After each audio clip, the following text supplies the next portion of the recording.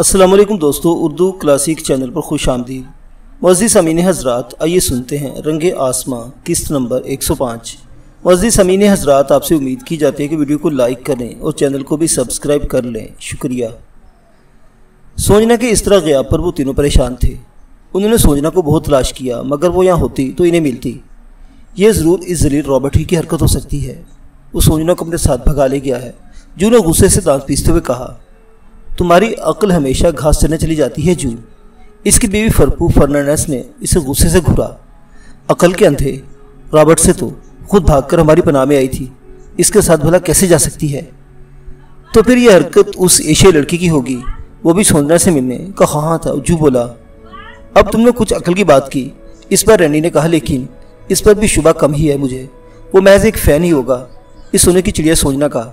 کہتے ہوئے وہ پھر فرپو کی طرف دیکھ کر بولا، تم ایک بات بتاؤ۔ فرپو نے سوالی نگاہوں سے اس کی طرف دیکھا۔ تم اس وقت بتا رہی تھی کہ کوئی سوٹڈ بوٹڈ ٹائپ کا شخص سوجنا کے ڈریسنگ روم میں گھسا چلا گیا تھا، کہیں وہی تو؟ میرا بھی یہی خیال ہے، فرپو ایک دم بولی۔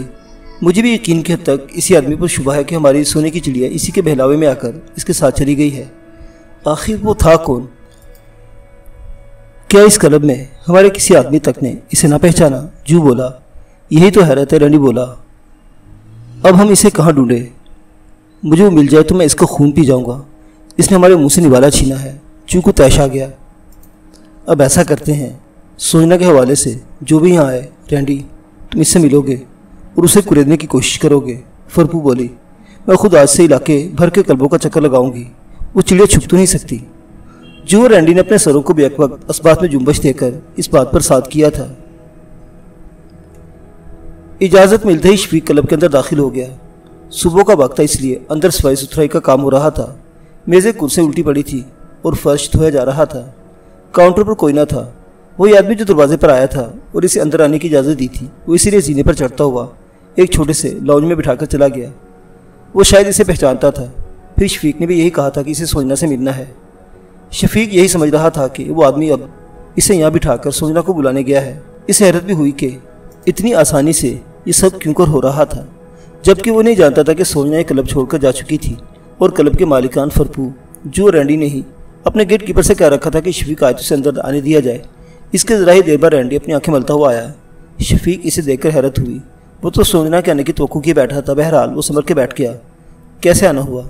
رینڈی نے قریب آتے ہی سوال کیا اور اس کے سامنے والے صوفے پر دھنس گیا۔ سوجنا سے ملنے آیا تھا، شفیق نے جواب دیا۔ چالاک رینڈی فوراً جاگ گیا کہ سوجنا کو یہاں سے غائب کرنے میں شفیق کا ہاتھ نہیں تھا، ورنہ وہ یہاں کیوں آتا؟ ایک شبہ سے رابرٹ پر بھی تھا، مگر اسے نہیں لگتا تھا کہ سوجنا اس کے ساتھ گئی ہوگی، کیونکہ وہ اب اس سے نفرت کرنے لگی تھی۔ سوجنا غائب ہو گئی ہے، رینڈی نے جیسے انکشاف کیا اور غور سے شفیق کے چہرے کے تاثر نوٹ کرنے لگا۔ شفیق کو یہ سن کر ایک جھٹکا لگا۔ کیا مطلب؟ وہ تو ادھر ہی رہتی تھی۔ تم اس کے کیا لگتے ہو، فین یا کوئی رابرٹ جیسے بدبخت دوست؟ رینڈی نے پوچھا۔ ہاں، مجھے اس کا دوست ہی سمجھا، مگر مجھے یقین نہیں آ رہا تمہاری بات پر، شفیق نے بھی صاف گوئی سے کہا۔ وہ کھل کر بات کرنا چاہتا تھا۔ ہمیں خود نہیں معلوم کس نے ہم پر شبخون مارا ہے، رینڈی تلخ لہجے میں بولا، پھر اس کے چہرے پر اپنی بھانپتی نظریں جماتے ہوئے مستفسر ہوا۔ کیا تم ہمارے اس سلسلے میں کوئی مدد کر سکتے ہو؟ شفیق خود پریشان ہو گیا تھا۔ پہلے وہ یہی سمجھا تھا کہ یہ جھوٹ بول رہا ہے، مگر اس نے سوچا کہ اتنی بڑی بات وہ جھوٹ نہیں بول سکتا تھا۔ سوجنا کوئی چھوٹا سا شو پیس تو نہ تھی جسے چھپایا جا سکتا۔ وہ قدرے گڑبڑا کر بولا، میں بھلا کیا مدد کر سکتا ہوں؟ میں خود اس سے ایک ضروری کام کے سلسلے میں ملنے آیا تھا۔ ضروری کام؟ وہ کیا؟ رینڈی نے بھویں اچکا کر اس کی جانب سوالی نظروں سے دیکھا۔ وہ اندر سے چونک گیا۔ ادھر اچانک شفیق کو بھی اپنی غلطی کا احساس ہوا۔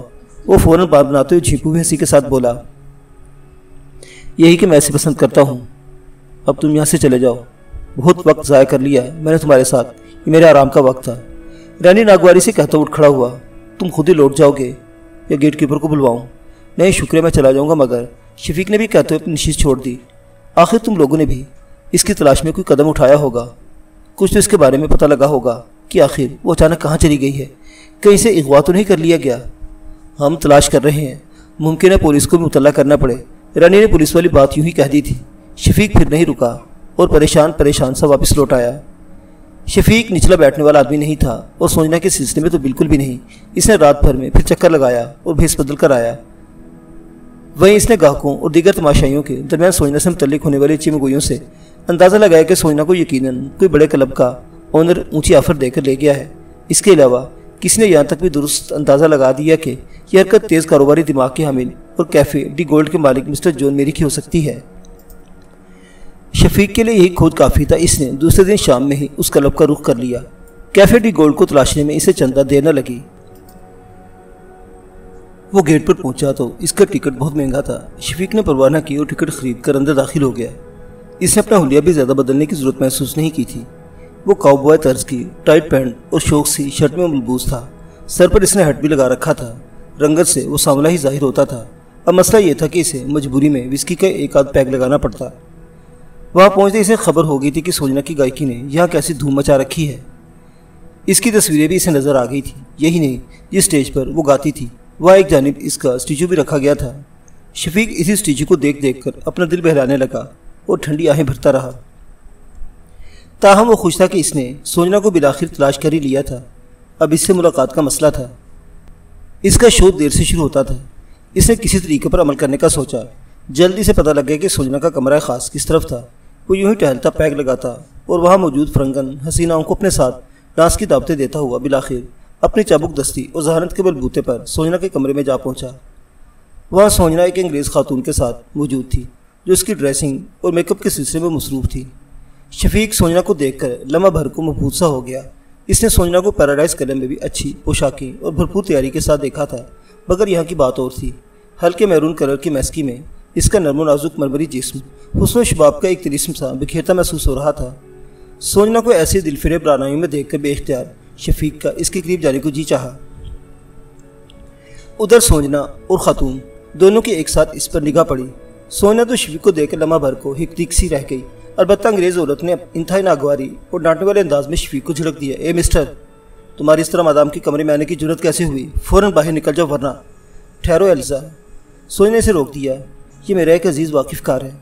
وہ شفیق کی جانب مسکرائی اور اپنائیت بھری نگاہوں سے دیکھتے ہوئے بولی۔ شفیق تو سوجنا کے دیکھتے نہال ہو گیا تھا اور اب سے اپنے بارے میں انگریز خاتون کو عزیز واقف کار کہتے سن کر اس کا دل مسرت سے بے طرح دھڑکنے لگا تھا۔ ایلیزا نامی وہ عورت حیران سی رہ گئی۔ اسے کچھ کہنے کی ہمت نہ ہوئی تھی۔ تم جاؤ ایلیزا، مجھے اس سے کوئی ضروری باتیں کرنی ہے۔ سوجنا کی نگاہیں ابھی تک سامنے کھڑے شفیق پر جمی ہوئی تھی۔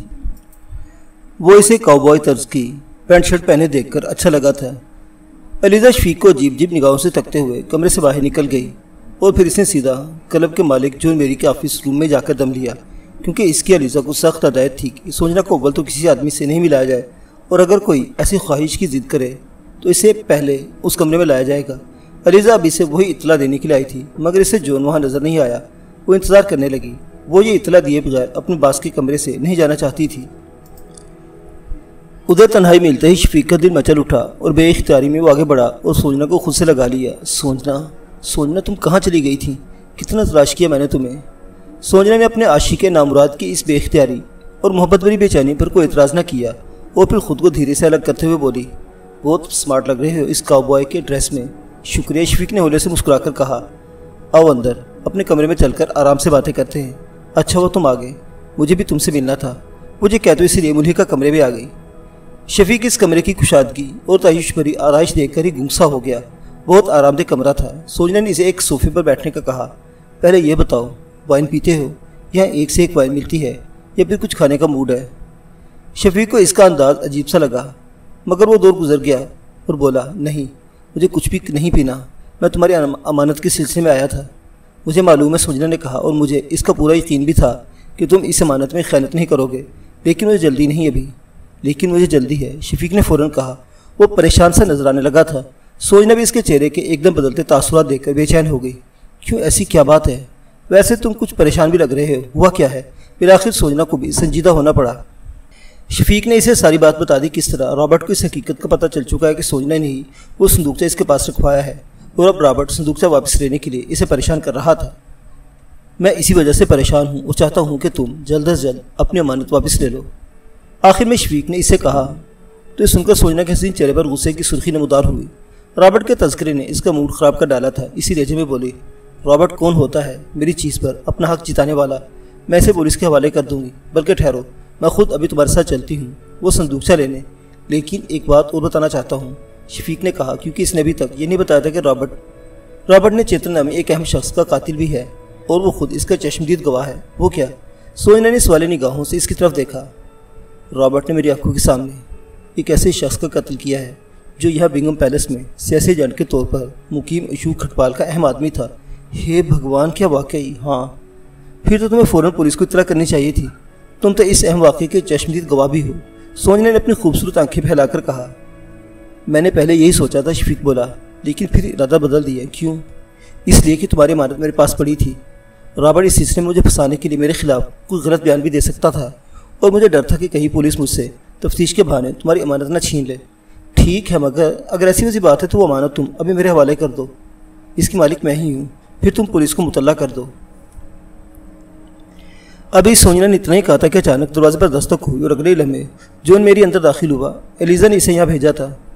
जॉन ने मक्कारी से पहले दरवाजे से लगकर इनकी सारी बातें सुन ली थी, इसलिए एक चुभती हुई निगाह शफीक पर डाली और सोनिया की तरफ देखा तो सोनिया मुस्कुराकर इसे बोली, मिस्टर जॉन, मुझे इस शख्स की तलाश थी, मुझे खुद ही ढूंढता हुआ यहाँ चला आया। इनसे मिलो, ये शफीक हैं। और शफीक, ये मिस्टर जॉन मैरी हैं, इस क्लब डी गोल्ड के ओनर। सोनिया ने साथ ही दोनों का आपस में तारुफ भी करा दिया है। जॉन मैरी एक मुहतातब आदमी था, होशियार और चालाक। वो सोनिया की इस नौजवान में दिलचस्पी को भांप चुका था कि जिससे वो इतनी ऊंचे से मिल रही थी वो इसके लिए कोई मामूली हैसियत का आदमी ना होगा। लिहाजा इसे अपनी नागवारी को एक तल्ख घूंट की तरह पीना पड़ा और फ़ौरन मुस्कुरा के खुश अखलाकी का इजहार करते हुए इसने मुसाफिर के लिए शफीक की जानिब अपना दायां हाथ बढ़ा दिया। आपसे मिलकर खुशी हुई। आप मादाम के यकीन गहरे दोस्तों में से होंगे। शफीक ने भी इसी मुसद्दत और खुश अखलाकी से इसका मुसाफिर के लिए बढ़ा हुआ हाथ थाम लिया तो सोनिया जॉन से बोली, मिस्टर जॉन, मुझे ज़रा थोड़ी देर के लिए इनके साथ जाना पड़ता है। क्या मुझे एक अदद गाड़ी और ड्राइवर मिल सकता है? हाँ बिल्कुल, क्यों नहीं। वापसी कब तक होगी?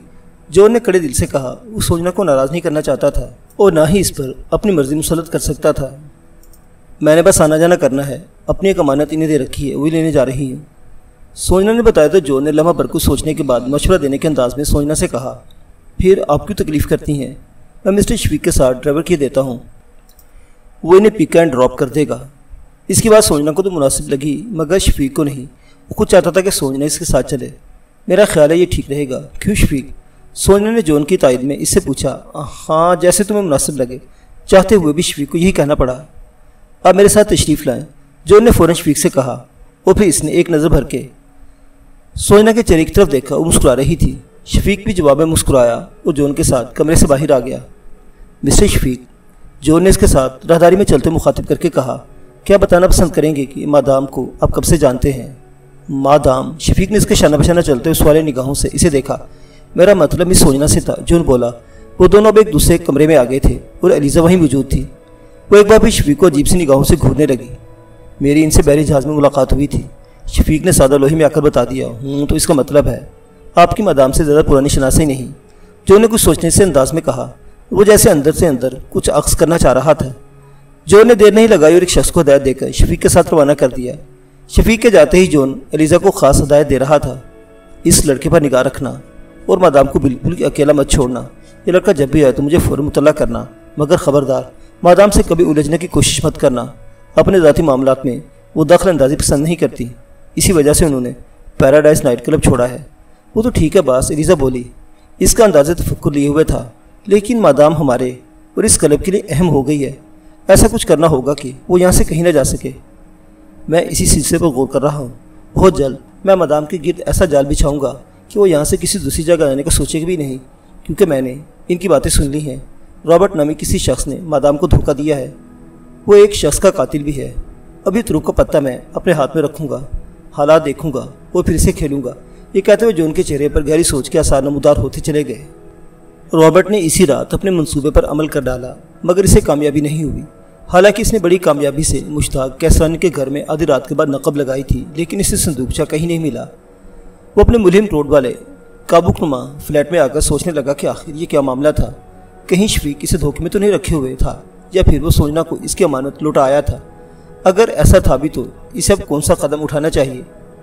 वो शफीक को ज़दोकोब करता या इसे पूछता कि इसने संदूकचा क्या वाकई सोनिया के हवाले कर दिया है, या इसे फिर सोनिया के पीछे जाना चाहिए। लेकिन किस हैसियत से? वो तो इस हर तरह का ताल्लुक तोड़ चुकी है। तभी इसके ज़हन में एक तीसरा ख्याल आया। इसने सोचा अभी ये देख लेना चाहिए कि शफीक इस संदूक के सिलसिले में क्या जवाब देता है। ये सोचकर वो अगले दिन इसके घर पहुंच गया। बड़े धड़ल्ले से इसने दरवाजे पर दस्तक दी तो अंदर से शफीक ही बरामद हुआ। रॉबर्ट को अपने दरवाजे पर देख के शफीक एक लम्हे के लिए भी ना चौंका, ना ही परेशान हुआ था। इसके बरक्स रॉबर्ट को वो खुश और मुतमईन नजर आ रहा था। तहम इसे देखकर इसने बड़े रूखे लहजे में यूँ कहा जैसे वो रॉबर्ट को इस तरह चले आने पर बिल्कुल भी ना घबराया हो। और हकीकत भी यही थी कि शफीक उस रोज़ संदूक से सोनिया के हवाले करने के बाद इस तरह मुतमिन हो गया था जैसे इसके सर से कोई बड़ा बोझ उतर गया हो। तुम यहाँ क्या लेने आए हो? क्या इतनी जल्दी बदल गए तुम? रॉबर्ट ने इसके रूखे लहजे पर जल भुनकर कहा। तुम नहीं जानते मैं यहाँ क्या लेने आया हूँ? तुम्हारा उस पर कोई हक ना था, वो जिसकी अमानत इसके पास पहुँचा दी गई। शफीक ने जवाब दिया। फाट, किसकी अमानत किसके पास पहुँचा दी? तुम्हारा दिमाग तो ठीक है। रॉबर्ट का गुस्सा बढ़ता जा रहा था। तुम अब अपनी बकवास बंद करो और यहाँ से फ़ौरन दफ़ा हो जाओ, वरना मैं पुलिस को मुतल्ला करूँगा। शफीक ने अब की बार इसे साफ धमकी डाली, जिस पर रॉबर्ट को पहले तो हैरत हुई, फिर तैश आया। उस पर आंखें निकालते हुए खुर्राकर बोला, मैं तुम्हारा दिमाग दुरुस्त कर दूंगा। साफ साफ बताओ कि तुम जाते हो या मैं पुलिस को बुलाऊं? शफीक ने इसकी बात काट दी। मत भूलो कि तुम्हें कातिल भी हो और मैं इसका चश्मदीद गवाह हूँ। पुलिस अभी तक चेतन शर्मा के कातिल को ढूंढ रही है। शफीक की इस जुर्रत पर रॉबर्ट का मुंह खुला का खुला रह गया।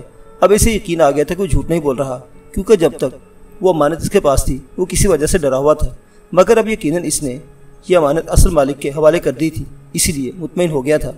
ठीक है, फिर मैं तुम्हें अच्छी तरह समझ लूँगा और सोजना को भी। रॉबर्ट इसे खतरनाक नतीजे की धमकियाँ देता हुआ चला गया। सोजना की शोहरत चारदांग फैलते ही अब रॉबर्ट को पता चल गया था कि वो कहाँ है। जैसा जब वो इसे धमकाने के सिलसिले में कैफे डी गोल्ड पहुंचा तो वह इसकी शान देखकर घबरा गया। अव्वल तो क्लब का ओनर जॉन मैरी कोई मामूली आदमी ना था, फिर सोजना इसके काबू से बिल्कुल ही बाहर हो गई थी।